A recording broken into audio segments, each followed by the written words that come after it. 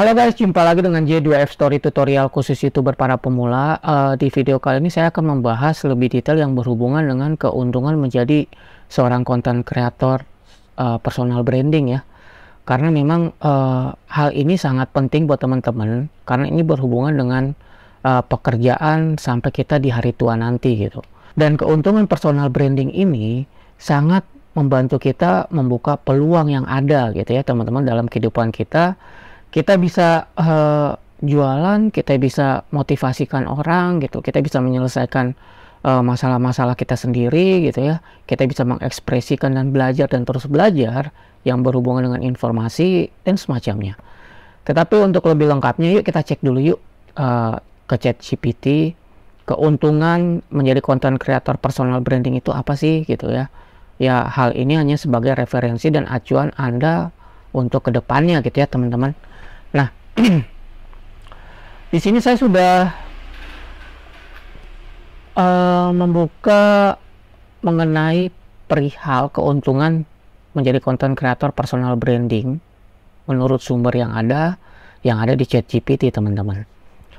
Jadi kalau misalnya menjadi seorang content creator dengan personal branding di YouTube memiliki beberapa keuntungan yang signifikan. Kata signifikan itu berarti kan peluangnya besar gitu ya. Dan kata signifikan ini juga mengidentifikasikan bahwa ini akan sangat membantu buat teman-teman para content creator untuk sebagai berikut. Yang pertama misalnya kreativitas ekspresi diri gitu ya. Nah, di sini dijelaskan sebagai content creator Anda memiliki kebebasan penuh untuk mengekspresikan diri dan mewujudkan kreativitas Anda gitu. Kalian punya kebebasan gitu. Kalau kalian bisa menunjukkan wajah dan suara kalian mau ngapain aja bisa gitu. Sesuai dengan peraturan pedoman komunitas YouTube tentunya. Nah, di sini kalian bisa mengekspresikan kalian mau jualan kek, kalian mau motivasi kek, kalian mau curhat kek. Tergantung topik kalian yang kalian bangun gitu. Dan YouTube ini kan hanya sebuah wadah dan algoritmanya itu bekerja agar supaya bisa mendapatkan penonton yang tertarget gitu, penonton yang tepat sasaran. Artinya topik-topik yang kalian angkat itu ya, kalian berdasarkan kata kunci, algoritma itu akan membaca ke arah mana ke penonton-penonton yang sesuai dengan topik kalian gitu. Jadi personal branding ini sangat penting buat peluang kita untuk kedepannya, supaya apapun yang akan kita bahas, apapun yang akan kita jual untuk berpenghasilan atau untuk mendapat pendapatan yang tidak hanya melalui 1000 subscriber, 4000 jam tayang, melalui iklannya YouTube gitu. Sebenarnya sambil beriringan jalan pun kita bisa mempromosikan loh teman-teman. Entah itu melalui dari jualan-jualan, atau mungkin kalian di rumah berdagang apa gitu ya. Atau kalian bisa menjual endorse gitu dari luar, bisa saja gitu dibanding dengan konten tanpa wajah gitu atau anonimus, karena tujuan mereka udah jelas, hanya untuk mencari pendapatan melalui AdSense aja gitu. Kalau sudah mencapai target 1000 subscriber, 4000 jam tayang, selesai. Tetapi kalau personal branding itu akan berlaku seumur hidup teman-teman.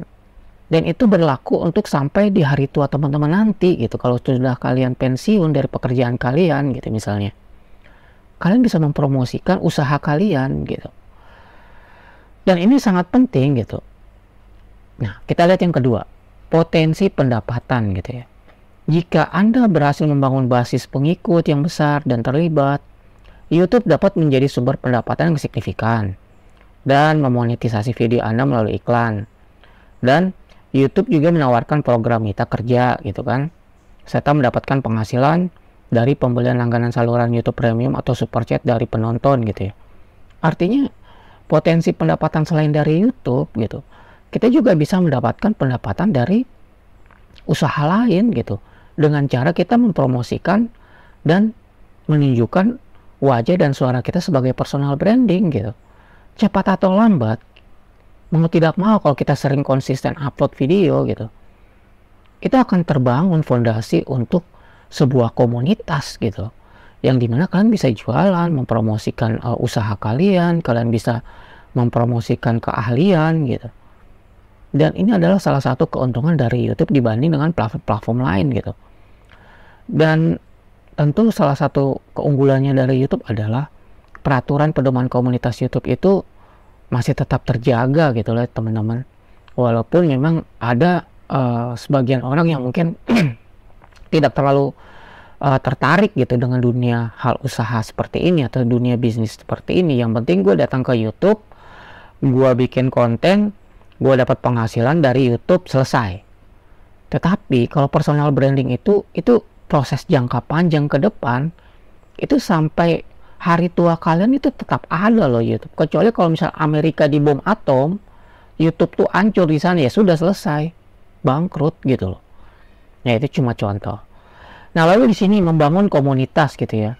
Di sini juga kalau misalnya personal branding itu kecenderungan dapat membangun komunitas dan memungkinkan Anda untuk terhubung dengan penggemar dan pengikut Anda gitu. Ketika kalian sudah ada keterikatan saling emosional gitu, ada hubungan silaturahmi dengan baik, kalian kan bisa mempromosikan usaha-usaha kalian, entah dari endorse kalian gitu ya, entah dari website-website lain gitu ya, yang mungkin kalian ingin menjual sebuah produk walaupun kalian tidak punya produknya gitu ya, kan kalian bisa menjadi afiliator gitu atau affiliate marketing. Itu gambarannya teman-teman. Dan hal-hal ini proses yang jangka panjang, sampai seumur hidup kita bisa kita gunakan personal branding kita itu untuk membuka peluang itu gitu loh teman-teman, untuk usaha kalian. Makanya di video saya sebelumnya saya katakan gitu, saatnya kita naik kelas teman-teman. Karena apa? Karena perkembangan teknologi itu cepat sekali gitu.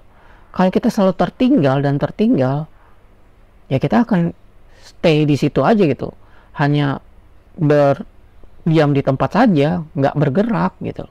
Artinya kita harus terus belajar dan belajar gitu. Lihat ya, ada pengembangan personal branding gitu ya. Jadi YouTube adalah tempat yang sempurna untuk membangun personal branding Anda. Anda dapat membentuk citra dan reputasi Anda sendiri sebagai ahli di bidang tertentu dan sebagai pribadi memiliki kepribadian yang menarik. Dengan konsisten dalam konten dan gaya presentasi Anda dapat membangun merek yang kuat, dapat membedakan Anda, pesaing, meningkatkan daya tarik Anda bagi penonton gitu. Jadi karena kita memiliki kreativitas jati diri kita gitu, kita memiliki kebebasan gitu untuk menjadi seorang personal branding gitu ya. Kita kan bisa mempromosikan keahlian kita juga gitu. Di sini dijelaskan gitu. Kalian juga bisa membentuk citra dan reputasi kalian gitu kan. Jadi hal-hal yang seperti ini kan kalian sudah harus berpikir ke depannya gitu. Saya nanti di hari tua seperti apa gitu. Kira-kira 20-30 tahun ke depan saya ada di mana gitu. Jadi kalian sudah harus punya gambaran seperti itu teman-teman. Dan kesempatan karir lain gitu ya. Kesempatan karir lainnya gitu. Keberhasilan sebagai konten kreator di YouTube dapat membuka pintu untuk kesempatan karir lainnya gitu. Anda dapat dikenali oleh merek-merek terkemuka yang tertarik dan bermitra dengan Anda, mengundang Anda menjadi duta mereka dan sebagainya gitu. Entah itu di industri media seperti menjadi pembawa acara, aktor, macam-macam gitu. Jadi kita tuh harus mikirnya jangan berpikiran out ekonomi gitu loh. Artinya kalau misalnya kita gabung di YouTube, yang penting gue udah kejar monetisasi selesai, gue dapat penghasilan dari AdSense selesai. Nggak bisa begitu teman-teman gitu loh. Tapi itu sebuah pilihan memang. Karena personal branding ini di sini dijelaskan membuka kesempatan karir lain gitu loh.